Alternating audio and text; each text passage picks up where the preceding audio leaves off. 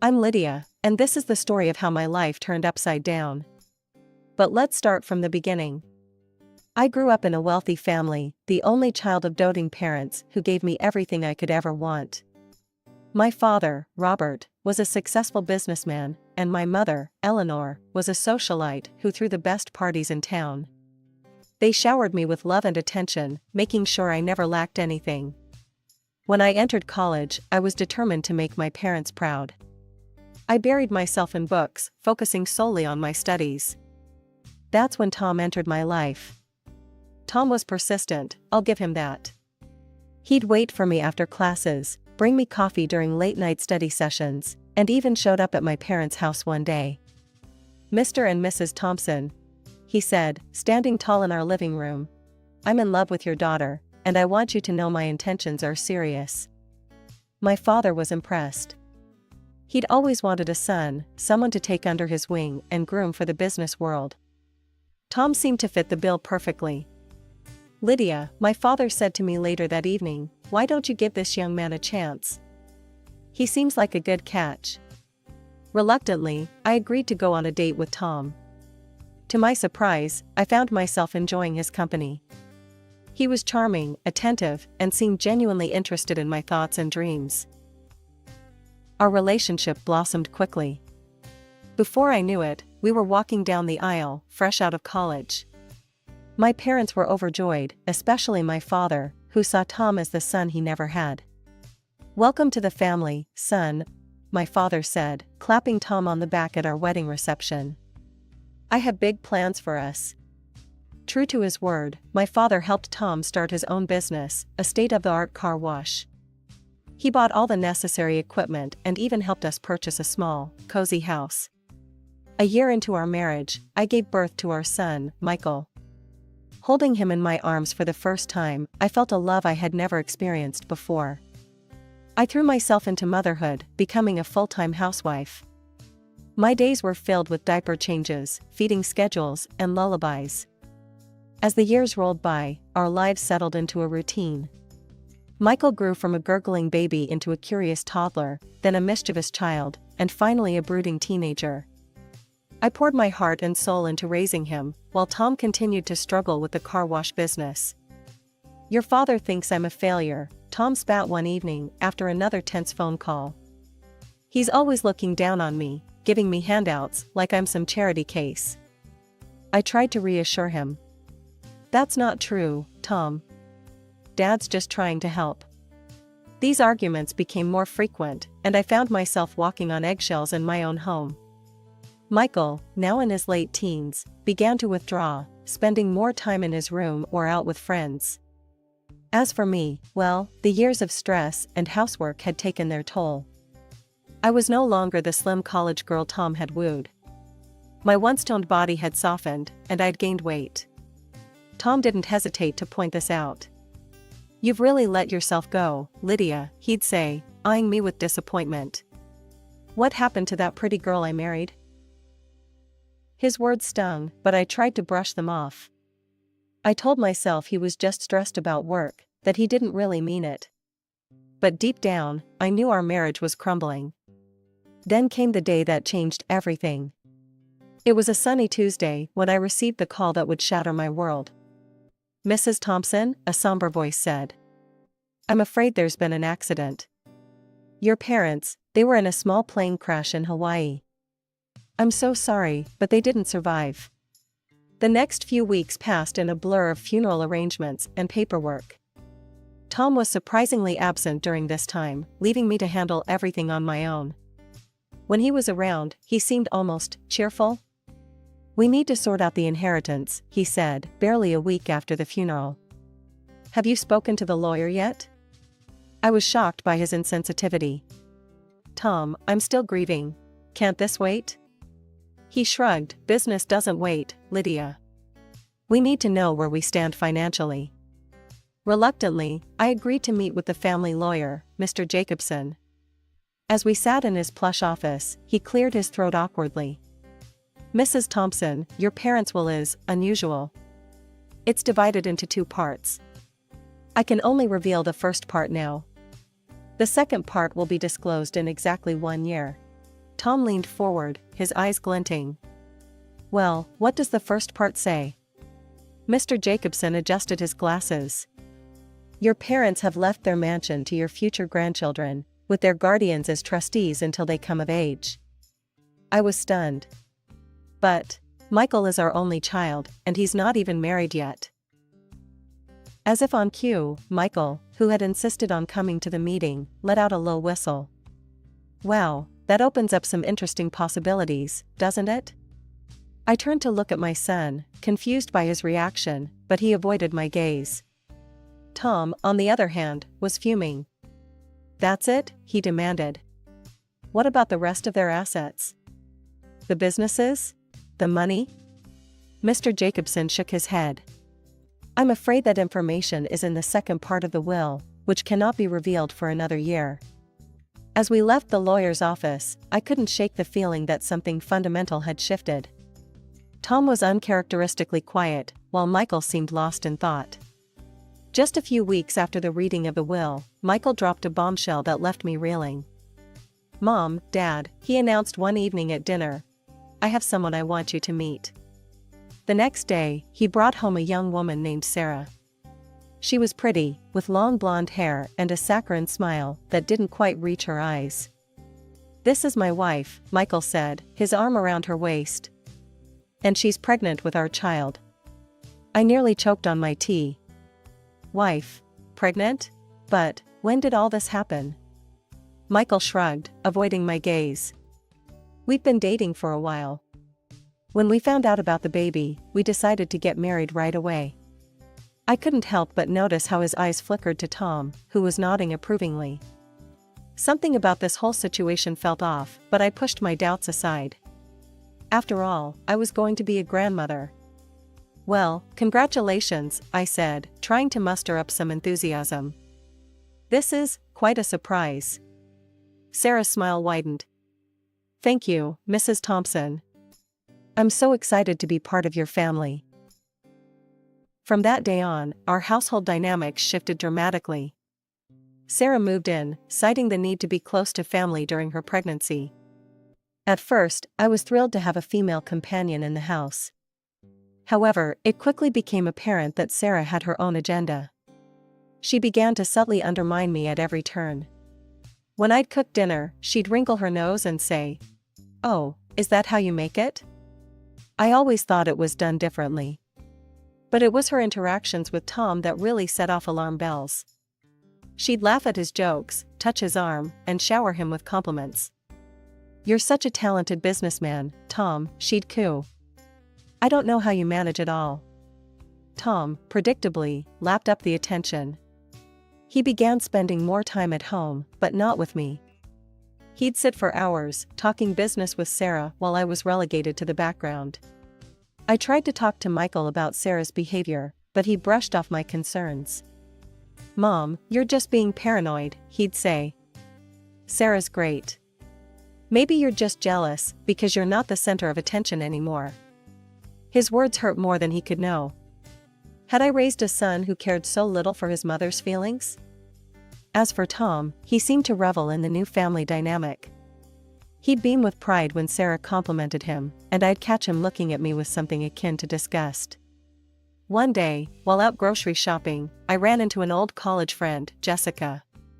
We decided to catch up over coffee, and as we reminisced about our college days, she mentioned something that made my blood run cold. Remember that guy who was always chasing rich girls? Jessica asked. What was his name? Tom something? My heart skipped a beat. Tom? Tom who? Jessica laughed. Oh, you know, that sleazy guy who tried to date every girl with wealthy parents. He ended up marrying some naive rich girl, if I remember correctly. As Jessica continued talking, describing Tom's behavior in college, I felt like I was going to be sick. The Tom she was describing sounded exactly like my husband. Had our entire marriage been based on a lie? With a heavy heart and shaking hands, I pulled into our driveway. The house loomed before me, no longer the cozy home I once loved, but a stage for the drama that was about to unfold. I found Tom in his study, poring over some papers. He barely looked up when I entered. Tom, I said, my voice steadier than I felt, we need to talk. He sighed, finally meeting my eyes. What is it now, Lydia? I took a deep breath. I ran into Jessica today. You remember her from college, right? A flicker of something, was it fear? Passed across his face before he schooled his features into indifference. Vaguely. What about her? She told me about a guy in college. A guy who pursued rich girls, looking for an easy meal ticket. I paused, watching his reaction. Sound familiar, Tom? For a moment, he just stared at me. Then, to my shock, he started laughing.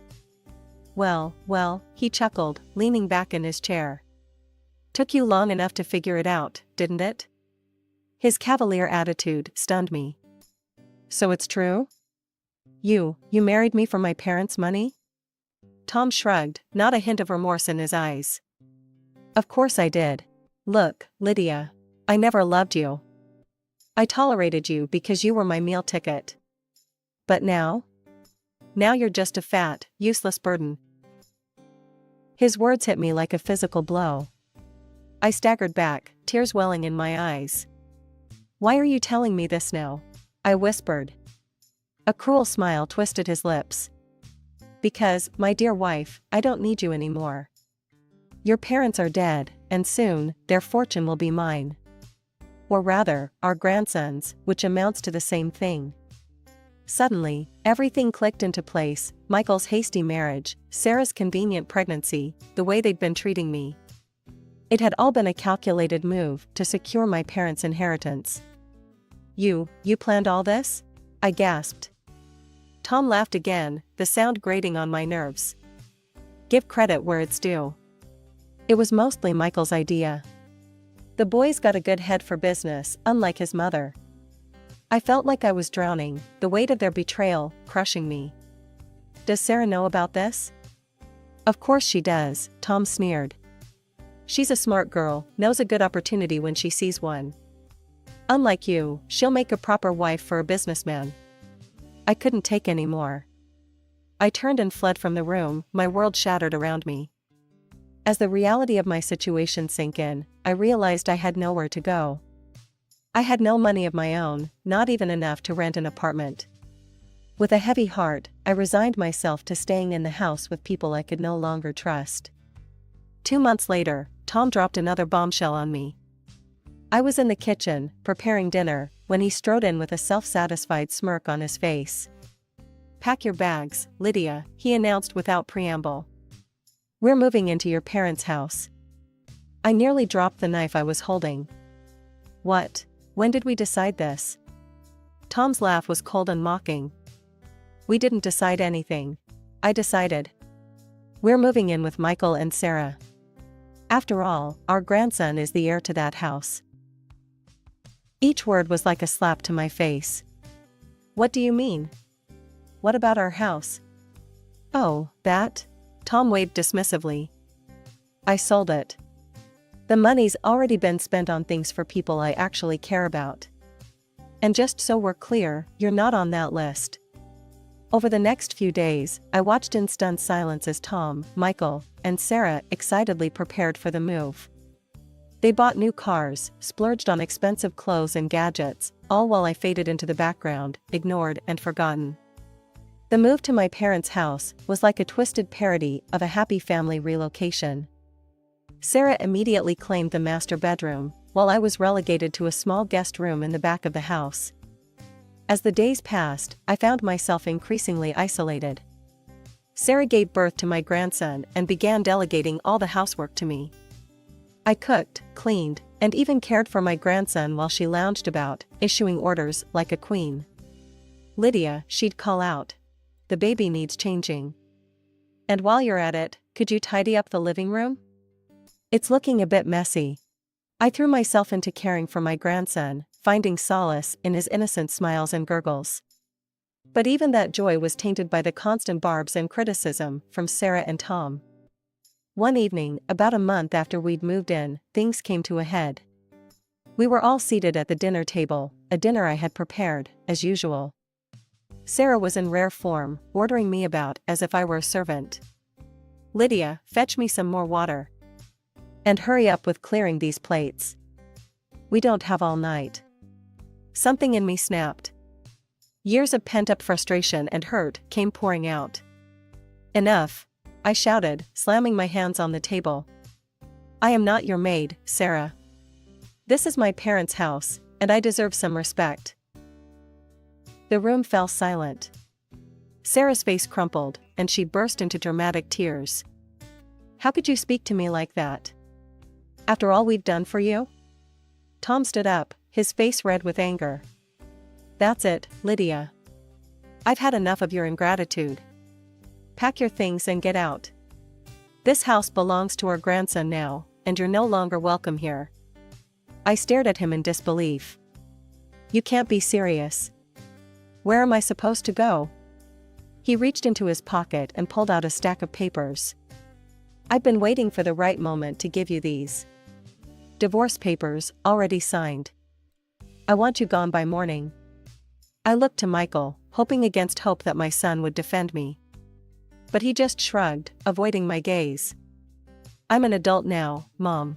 I don't need you anymore." With shaking hands, I took the divorce papers. Sarah's triumphant smirk was the last thing I saw as I turned and walked out of the dining room, my world crumbling around me. With nowhere to go and my world in shambles, I found myself dialing a familiar number. Jessica, my old college friend, answered on the second ring. "Lydia? Is everything okay?" Her voice was laced with concern. I swallowed hard. "Not really. I need a place to stay." Without hesitation, Jessica invited me to her home. As I settled into her guest room, she shared her own family drama. "My son's been going through hell," she confided. "His fiancée left him, and she's pregnant. He's desperate to find her and be there for his child." My heart skipped a beat. "Do you have a picture of her?" Jessica nodded, pulling out her phone. As she showed me the photo, my blood ran cold. Staring back at me was Sarah, my supposed daughter-in-law. "Jessica," I said slowly, "I think I know where your son's fiancée is." Over cups of tea, I poured out my story. Jessica listened, her expression morphing from shock to anger to determination. "We need to expose them," she declared. "All of them." Together, we hatched a plan. The next day, I returned to my parents' house under the guise of collecting the last of my belongings. While there, I managed to snag a few strands of my grandson's hair for a DNA test. The wait for the results was agonizing, but when they finally came, they confirmed our suspicions. My son was not the father of Sarah's baby. Jessica's son was. As I grappled with how to break this news to Michael and Tom, my phone rang. It was Mr. Jacobson, my parents' lawyer. "Mrs. Thompson," he said, "it's time to review the second part of your parents' will. Can you come to my office tomorrow?" The next day, I sat in Mr. Jacobson's plush office, my heart pounding.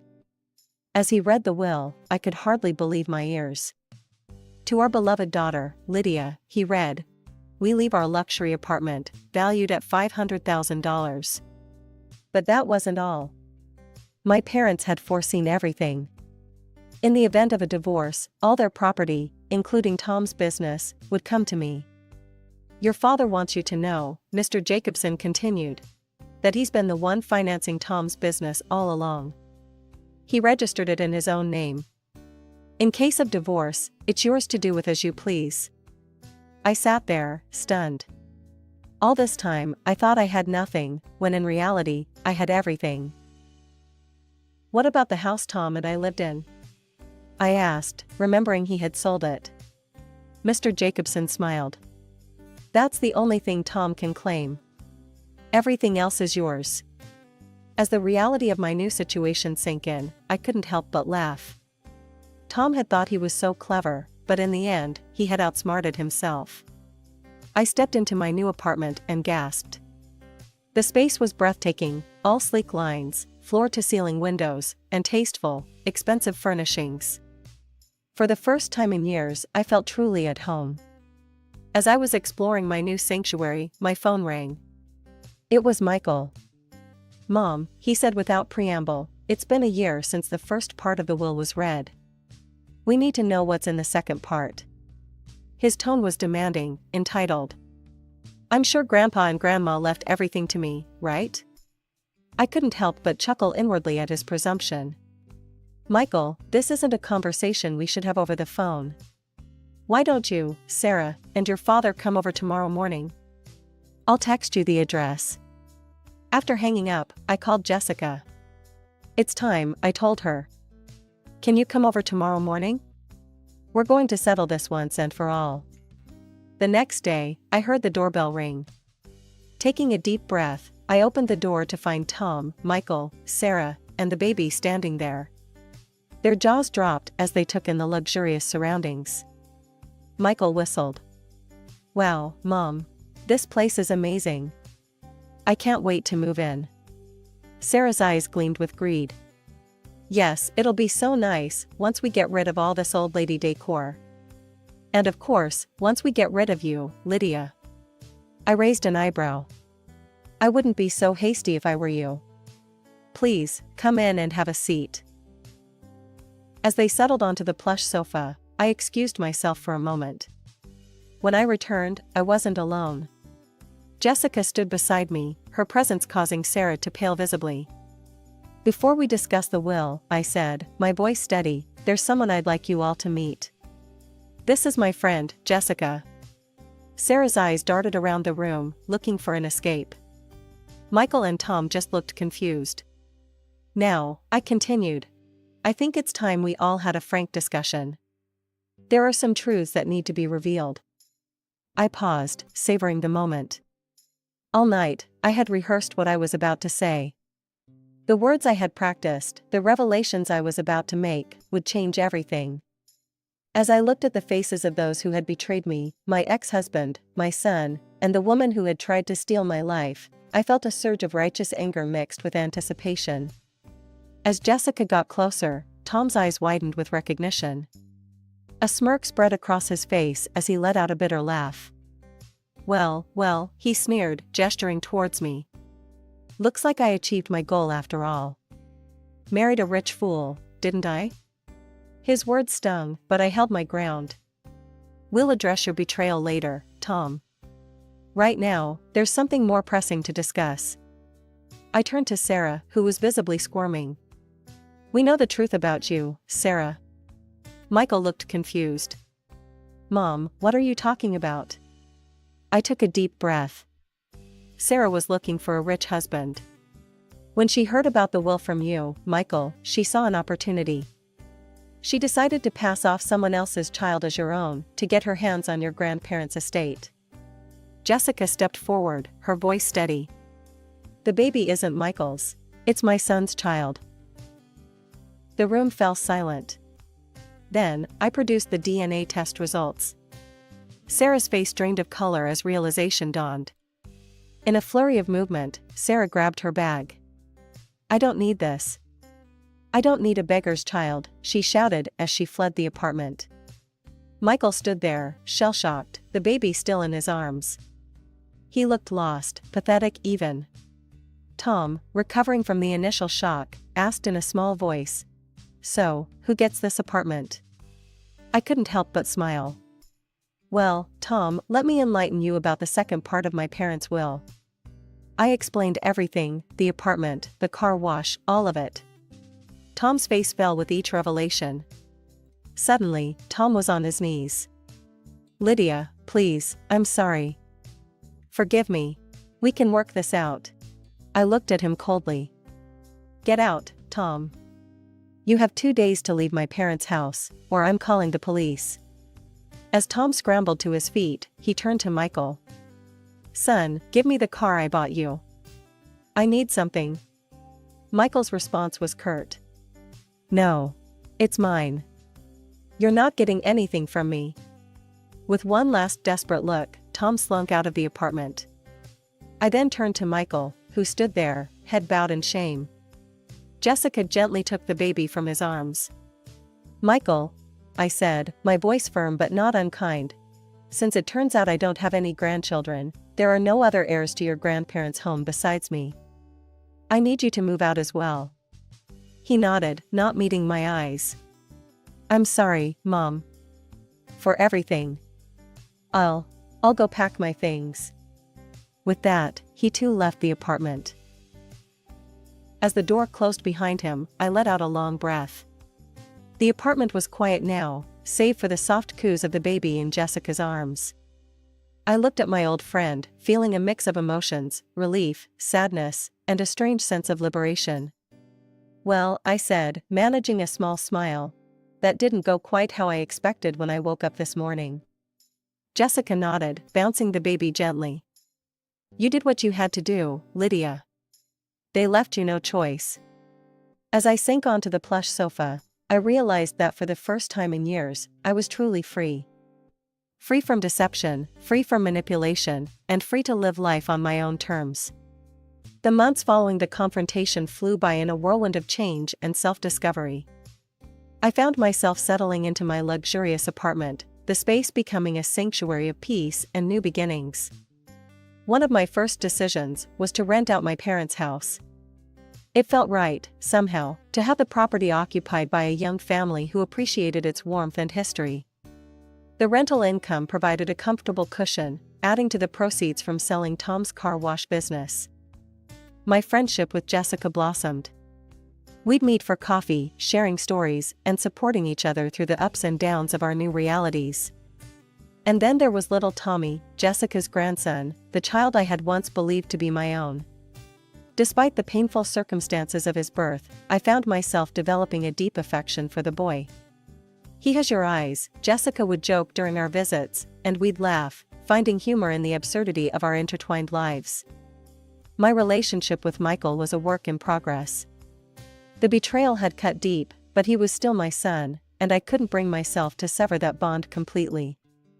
Our interactions were tentative at first, awkward phone calls, and stilted meetings in neutral coffee shops. But slowly, painfully, we began to rebuild. As for Tom, he became a ghost in my past. I heard through the grapevine that he'd fallen on hard times, his grandiose dreams of wealth and status crumbling in the wake of his exposed deceit. I saw him only once, by chance, as I was driving through town. He was working at a small kiosk, looking older and wearier than I remembered. For a moment, our eyes met, and I felt a flicker of something, not love or longing, but a kind of closure. Then the light changed, and I drove on, leaving that chapter of my life firmly in the rearview mirror.